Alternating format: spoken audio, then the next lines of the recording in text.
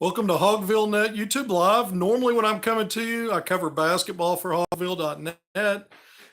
So usually it's Arkansas Razorbacks basketball and recruiting that I'm talking about. A little bit different today because, we really want to, after examining some of these latest moves in college football, college basketball, college baseball, it's all impacted. Those are your big three. We know it starts with football, TV revenue, but mass conference realignment, and you see now how that's changed the late. So we're talking tectonic, massive changes.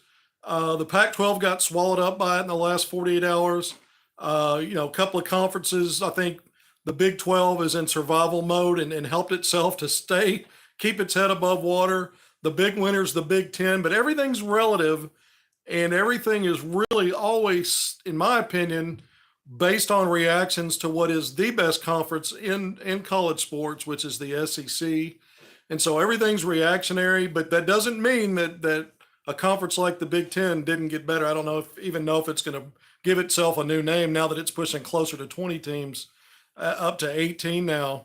And then, I still think it's everybody still jostling for second fiddle and playing for silver. I think the SEC, but you never want to take it for granted. I still think the SEC is king of the hill, not just football, but again, everything's reactionary. And the ironic part, as someone who covers Arkansas Razorback sports, is the first domino ever, when you really look at it in modern sports, the age of big television and cable and all of it, the first domino in conference realignment were the Arkansas Razorbacks.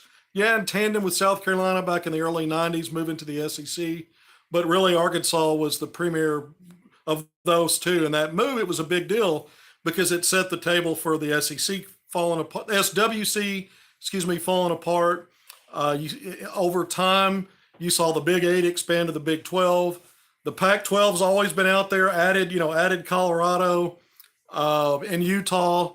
But again, when you look at overtime with the Big Ten adding programs like Nebraska, which was a big football power back in the day and hasn't been in a while.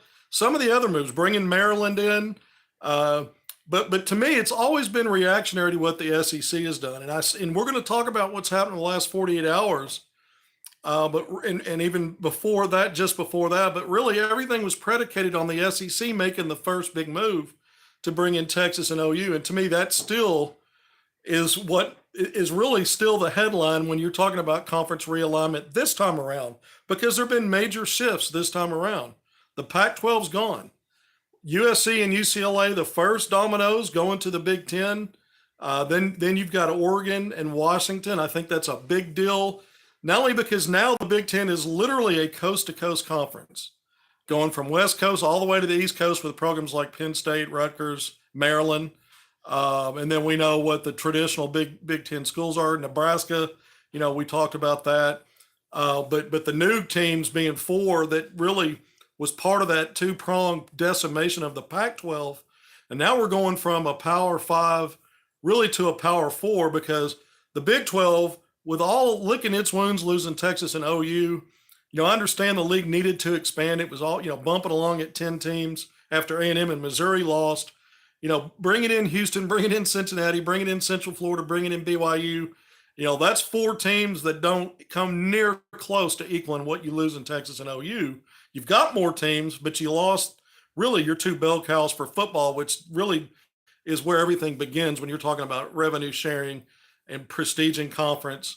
And so all of these dominoes are very interesting to me because, yes, the Big 12 did pick itself off the mat by adding Arizona State, getting Colorado back in, and then Utah as well. So the Big 12 survives. It's now a 16-team league.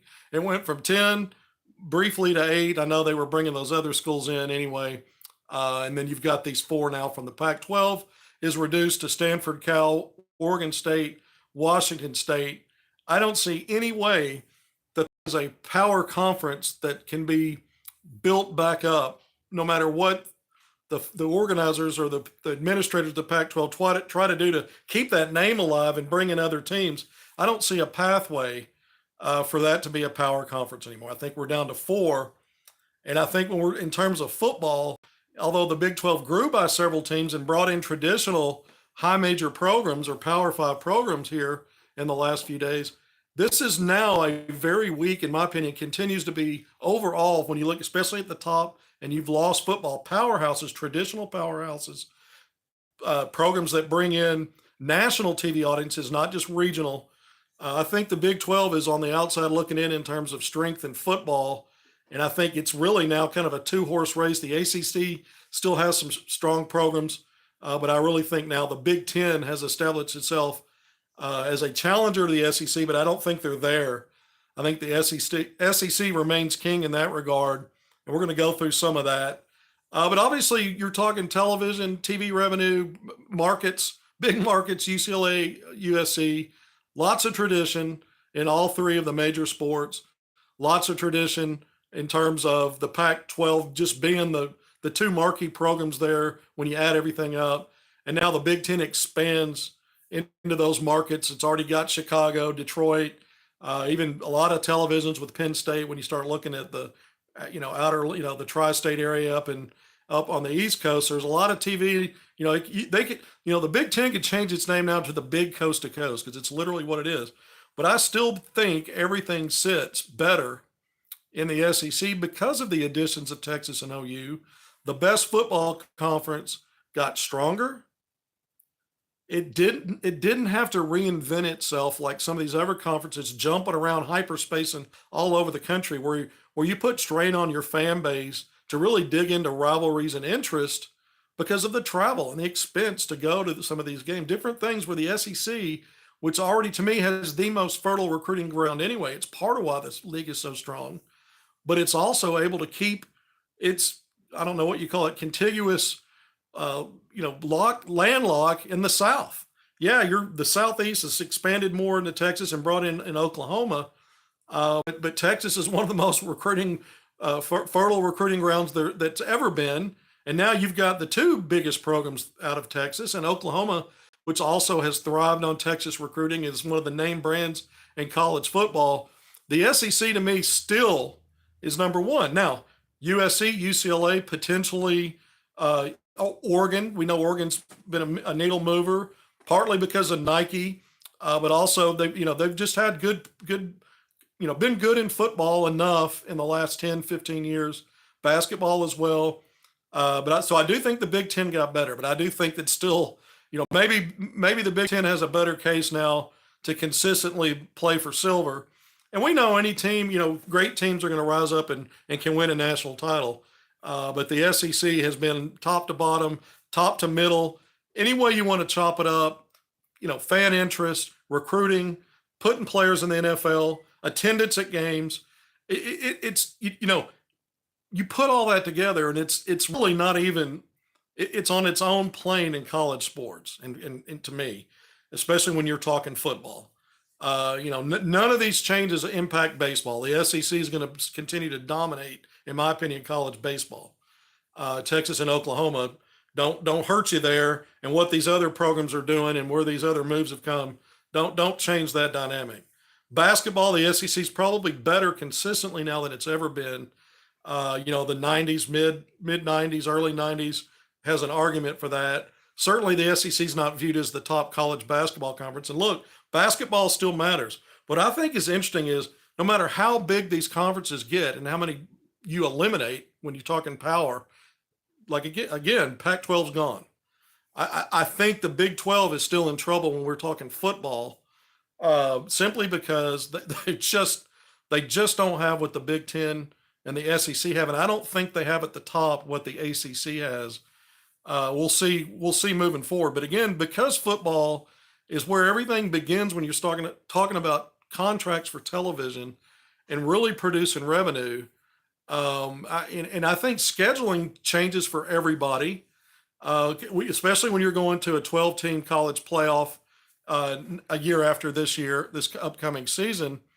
And the idea was we're going to have 5 automatic qualifiers, whoever wins these Power 5 from these 5 Power 5 conferences. Well, that shrinks down to 4. And I think these bigger conferences like the Big 10, the SEC, and potentially even maybe the ACC are going to gobble up more of those at-large bids. And I think it becomes even tougher for teams in the Big 12, because if you have to expand because your conference is bigger, how many games you play, you don't expand quality necessarily if you're in the Big 12 on that schedule. You may have to eliminate some of the smaller schools you'd play, but you may not be picking up very much credibility playing more in your own conference, because these other bigger conferences just have more quality top to bottom, in the middle, even at the bottom.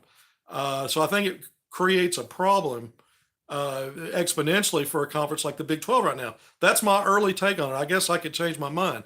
There's some wild cards out there. I keep talking about the SEC. To me, is still in a great place. Does the SEC want to expand? Now the Big Ten's up to 18 teams, potentially looking ahead maybe to get to 20. Notre Dame's always interesting. Yeah, the SEC is what other conference want to be. Notre Dame would significantly benefit in the ACC. Would it? Notre Dame has its own major network, NBC. Notre Dame, with an expanded college football playoff to 12 teams, is in a great spot as an independent in football, because there's more paths to get in there. No matter how good some of these conferences will look, the bigger they get with quality. And then a conference like the Big 12 may pale in comparison to what Notre Dame can still do on a schedule, because Notre Dame plays a lot of teams in the ACC, and the ACC right now, to me, is the third best football conference with the way things have shaken out.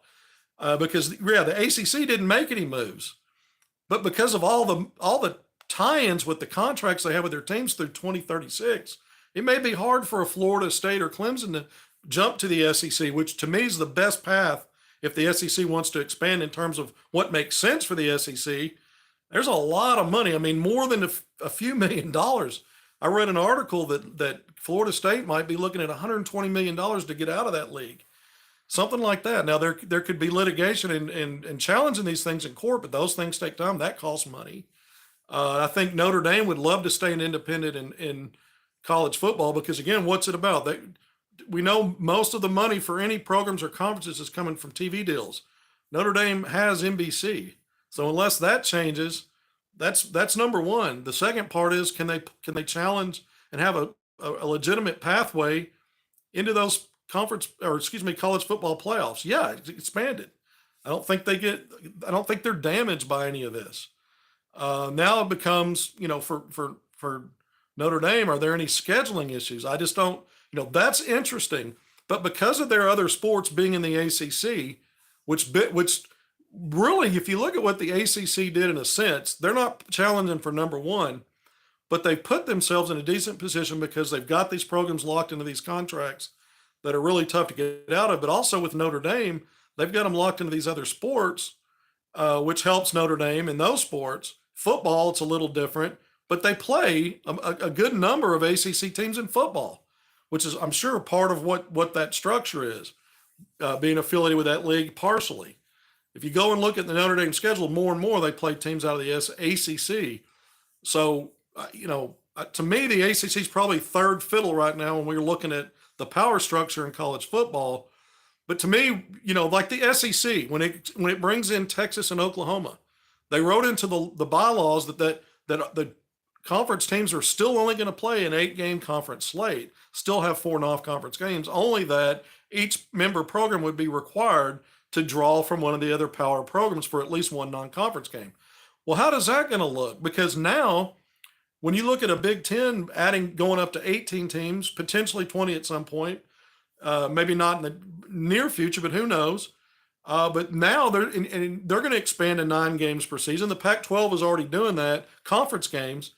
But at some point, you're going to have some of these other conferences maybe not as interested, in playing Power 4, what'll be Power 4 teams out of conference. And so, a team like Arkansas, for example, if they're going to have to schedule a team from one of these power conferences from the Big 12, there may not be much benefit playing any team out of that league versus what they're going to see, when they're in conference play. So I think the more these leagues get stacked, I think it's going to shrink the quality of non-conference and the meaning of non-conference play.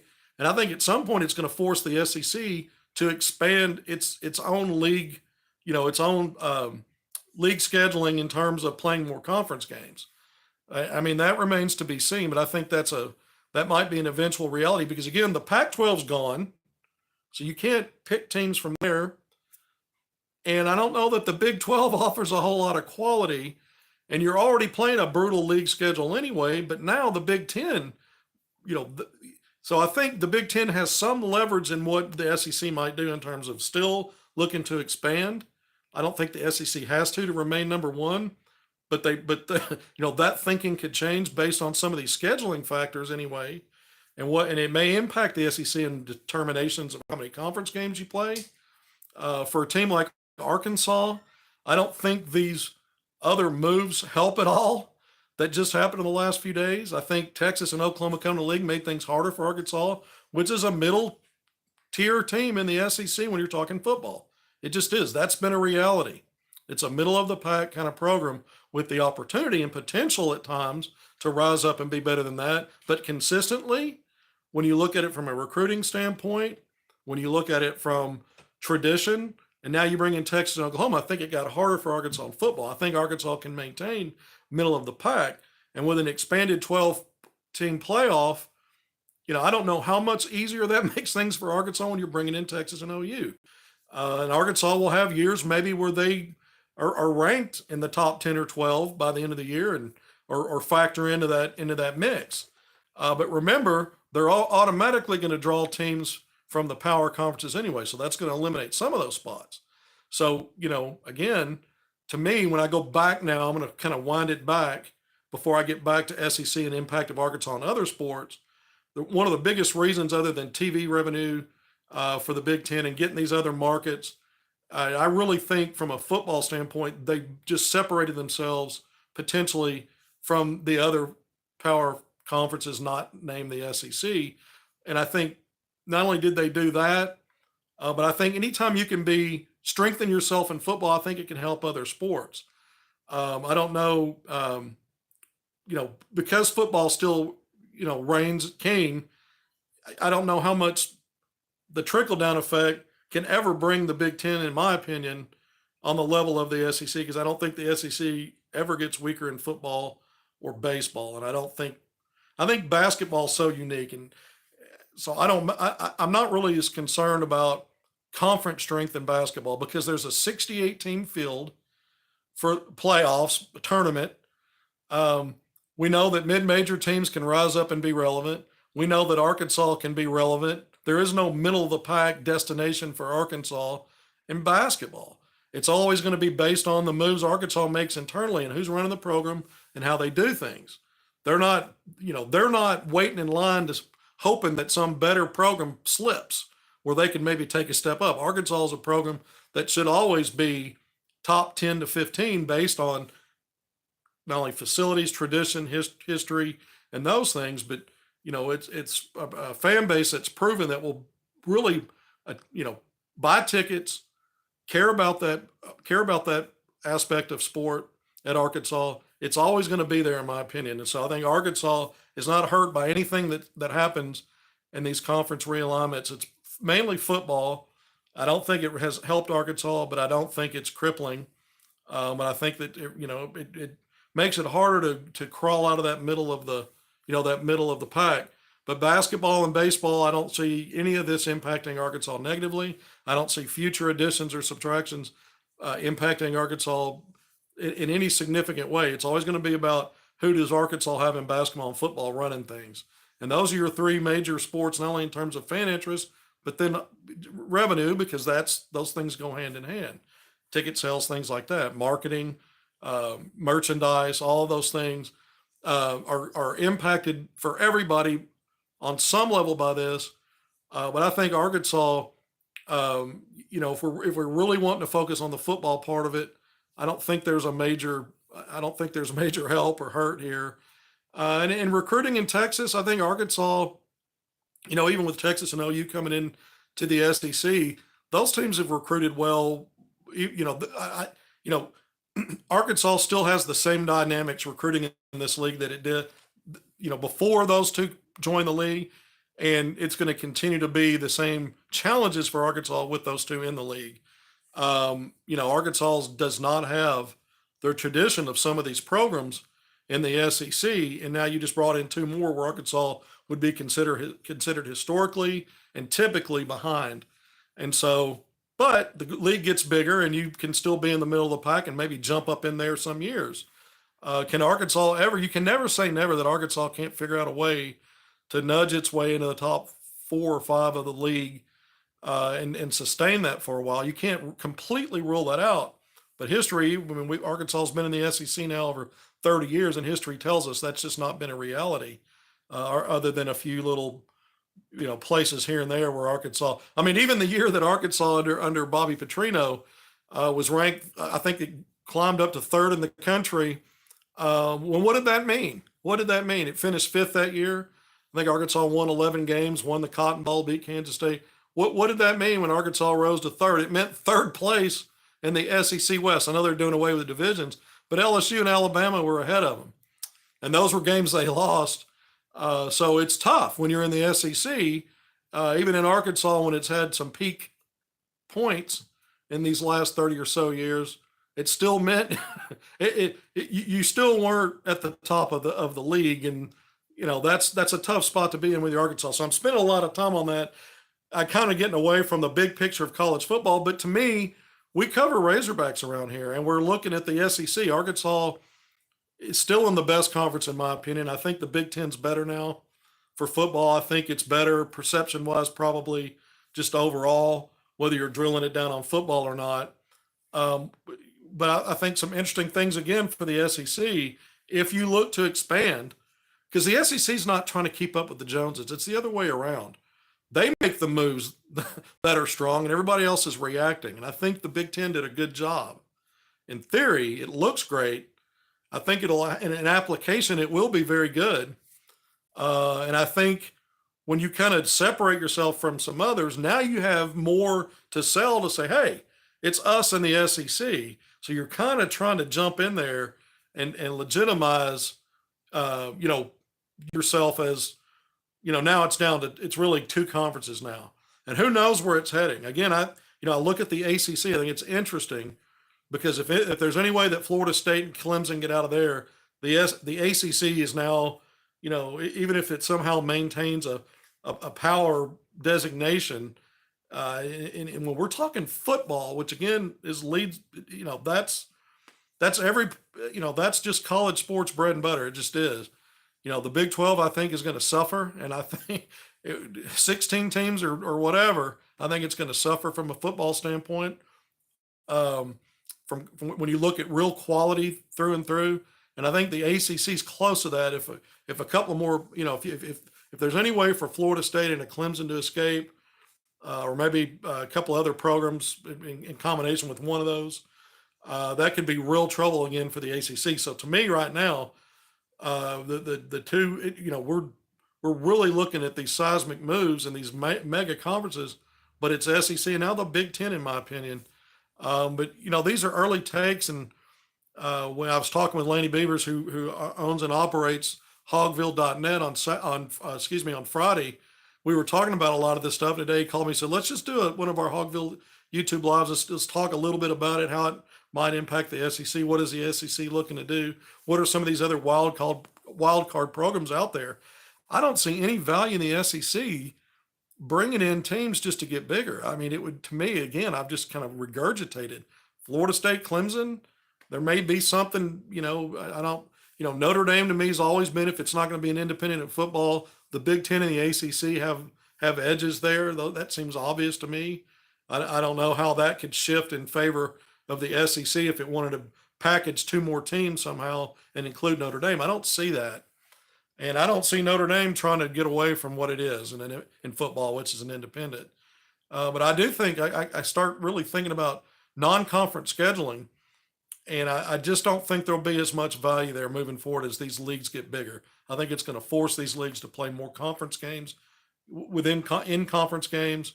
Even if the SEC maintains an 8-game conference schedule in 2024, I think they're going to have to move to at least 9 games a season at some point, and the Big Ten's going to do that. And I think part of that too is because you've lost the Pac-12, the Big 12's watered down. And so, how many schools now in the SEC, a 16-team field, are going to be competing to get the best possible matchup they can get from another power conference? And it's not going to be maybe needed as much as some of these other leagues will need quality on their non-conference schedule, but still, I just think everything gets watered down, and you get to a point where, you know, how do you justify what you're doing in non-conference scheduling when you've got, because in college basketball, this is why conference titles don't mean as much. Yeah, you want to win your conference, you want to win your tournament to automatically get in if you need to, your conference tournament. But you can win an NCAA tournament and be a champion and not win your conference. It's a lot easier to do. Saturdays mean so much in college football because there's a limited amount of games. None of this alignment matters in college basketball scheduling. You can still schedule marquee games outside of your league. You're already playing 18 games. Even if they drove it up to 20, you've still got 10 or 11 games non-conference you could play and schedule if you want. And your quality losses are more valuable than cheap wins on your resume. And then they're taking 68 teams. Football has always been different. Each Saturday means so much. And so even though these conferences are expanding, and maybe teams with a 12-team playoff don't have to try to survive, or they're eliminated by a couple of bad Saturdays.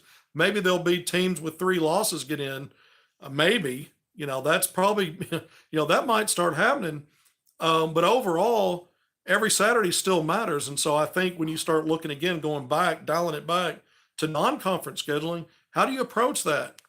Again, I just don't see a pathway as big as these leagues have gotten now moving forward. Maybe 1 or 2 more years where you don't expand how many conference games you play, and it lessens even more the value of your non-conference. And I think it hurts everybody that are in these smaller leagues. I think it hurts them to lose quality teams, and I think it long-term in scheduling, because they don't have as much quality in their conference schedule's watered down.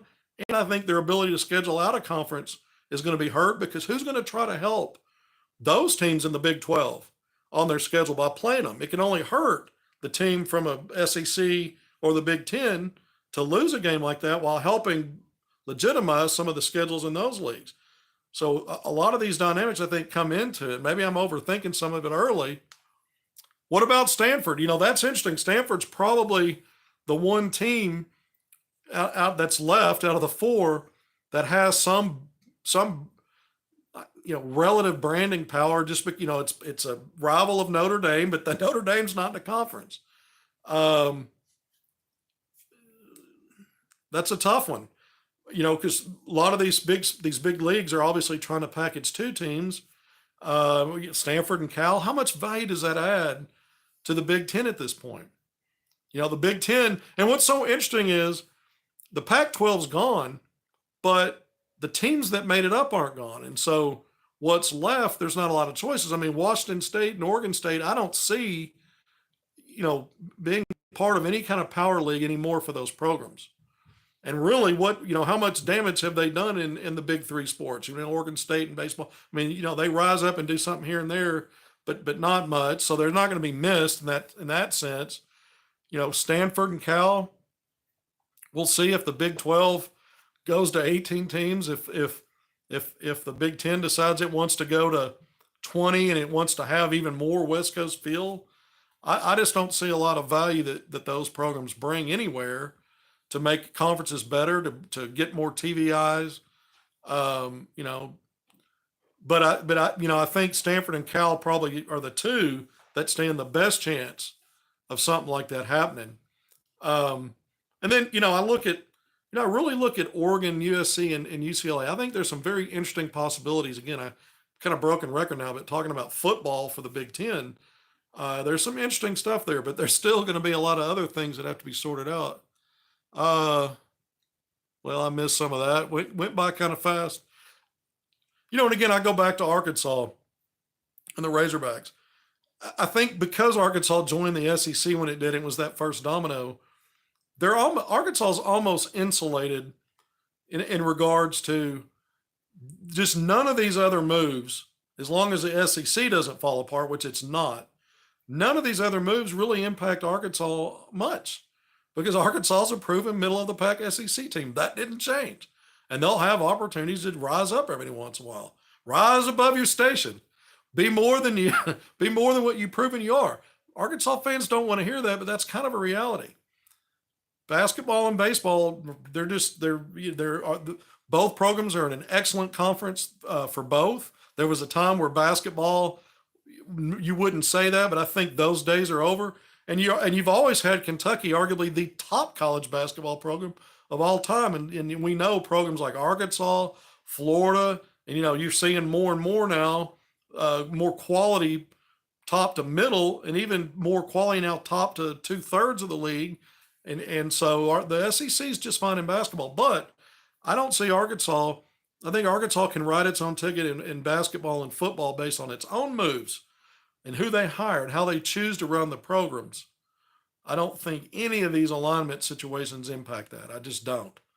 And in football, you could say it impacts Arkansas, these conference realignments, because you'd hope that maybe a Pac-12 disappearing, the Big 12 getting softer would help Arkansas. It just doesn't, because the rich programs, the members from those conferences that were strong just got better, and now there's more in your conference of those. So I don't think Arkansas gets hurt, but I certainly think it makes it harder for Arkansas to move the needle to get better in football. And that's just the reality I see with it. But we'll see. Arkansas right now, I think they've been in a strong position in all three sports collectively in the last few years, and we'll see if they can continue to tick that up. I'm very interested. I'm very interested to see if Texas, Oklahoma to me is a brand that's up there with Alabama, Notre Dame, USC used to be had that kind of staying power. Texas for decades had a lot of credibility as a top 3, top 4, top 5 program.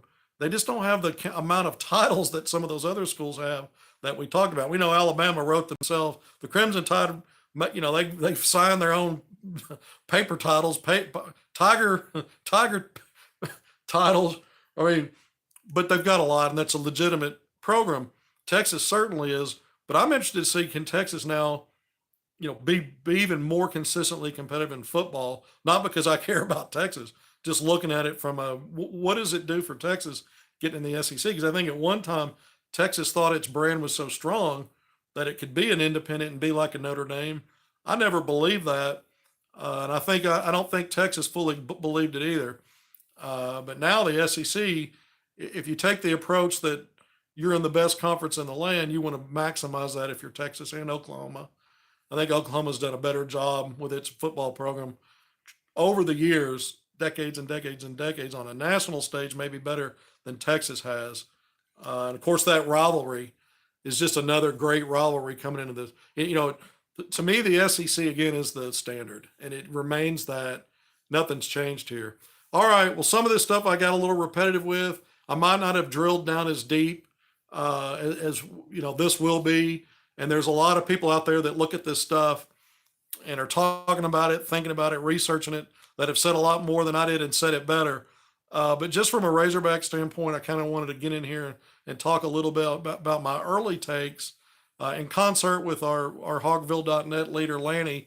I think he's right. I think we need to have these conversations, as Arkansas fans and media that cover Arkansas, and even kind of looking at the SEC, because you never want to take for granted that you'll always be the king of the hill. But nothing that's happened now looks to me like that gets upset if you're looking at it from the SEC standpoint. And I don't think anything as an Arkansas fan, again, from that perspective, has been really shaken up. Okay, going to sign off. We're 35 minutes in. Good to be with you on a Saturday evening. Catch up with you next time.